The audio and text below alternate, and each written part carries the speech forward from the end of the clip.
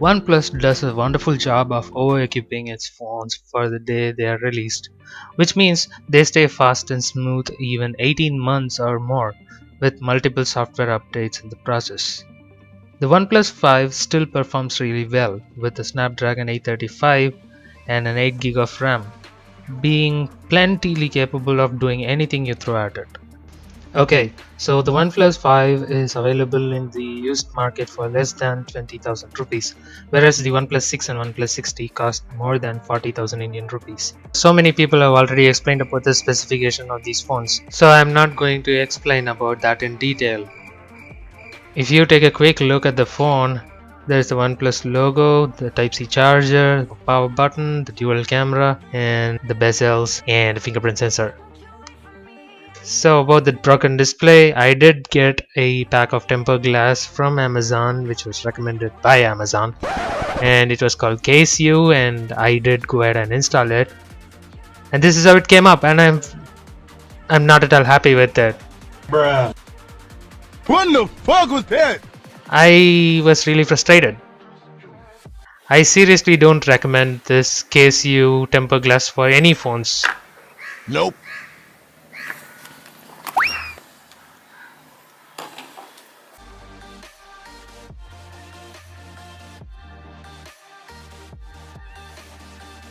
OnePlus does not really change its overall design from phone to phone, meaning the OnePlus 6T is still built on the same basic idea as the OnePlus 5.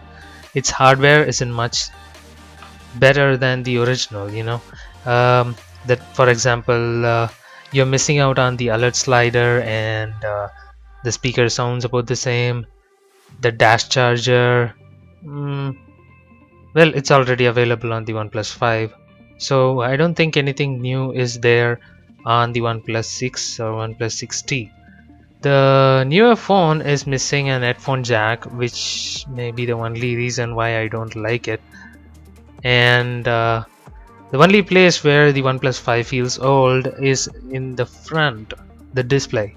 The 5.5-inch 1080p screen with the 16:9 aspect ratio and large bezels does not look as sleek and modern as the OnePlus 6T.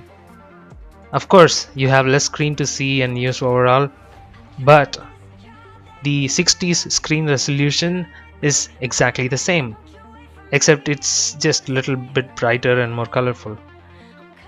And the in-display fingerprint sensor is a neat feature, but when you compare it with the OnePlus 5, it's meh. Apart from that, the only thing where the OnePlus 5 was lagging is in the operating system department, and even then, right now it's taken care. We have Android 9 Pie, which is available over the air. You can run the update and you can experience the latest Android. Apart from that, I have compared the specifications here. All of it is available. You can pause it and you can compare them if you want. So should you upgrade to a OnePlus 6T if you're having a OnePlus 5, or if you're choosing to buy a flagship, whether you should go for a flagship from 2 years ago? Well, if you find a good deal, I think you can, because if the condition is good, you could still use it. Because this OnePlus 5 which I have right now, it is snappy. I mean, it has 8 gigs of RAM and the Snapdragon 835. It handles pretty much everything I throw at it. I mean, I run PUBG on max graphics and max frame rate. It works fine. I'm playing a lot of other games which are also playing pretty well on this phone. So in my opinion, if you're not a caveman like me, then you can upgrade to OnePlus 6 or 6T.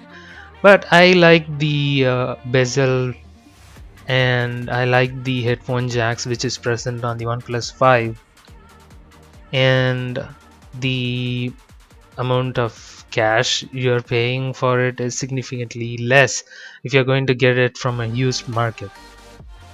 So guys, the decision is up to you. Guys, please subscribe if you haven't already. Thank you. Take care. Bye bye.